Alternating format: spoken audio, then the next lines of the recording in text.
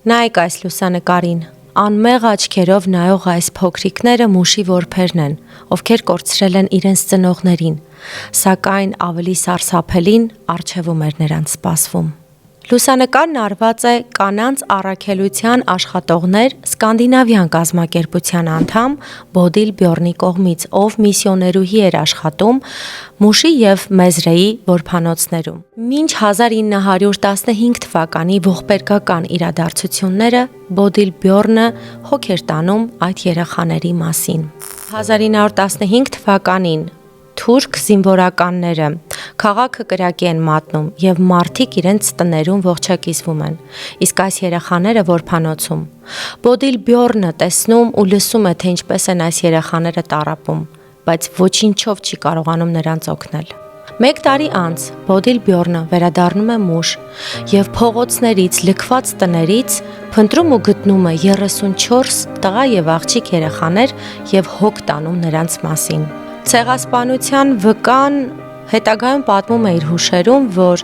նա վերադառնում էր Մուշ Կարապետ Եղիազարյանի հետ, ով իր օգնականն էր, այն հույսով, որ իր մանկատան երեխաներից որևէ մեկին ողջ կգտնի։ Սա Հայկաձոր համայնքի Սուրբ Գրիգոր Լուսավորիչ եկեղեցու նախկին խաչն է։ Այս խաչը ներկայումս ցուցադրվում է Գյումրիի 7 վերք եկեղեցու բակում։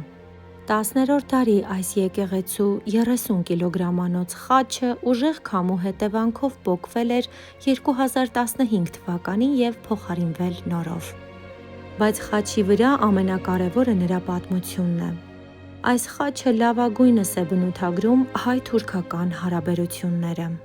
Ուշադրություն դարձրեք, խաչը 50-ից 60 տեղից վնասված է թուրքերի հրազենային կրակոցներից դեռևս 90-ական թվականներին։ Սահմանին գտնվող եկեղեցին ներկայումս չեզոք գոտում է, և հավատացյալ մարդիկ կարող են այցելել այնտեղ միայն սահմանապահների հատուկ թույլտվությամբ ու ուղեկցությամբ։ Եվ վերջում, հենց այս վնասված խաչի մոտ կա ևս մեկ ցավոտ պատմություն։ Հուշաքարը նվիրված է ստալինյան ռեպրեսիաների զոհ դարձած 26 հոգևոր հայրերին, որոնք գնդակոծվել են այդ ընթացքում։ Ինչպես տեսնում եք, ժամանակները փոխվում են, մարդիկ ոչ։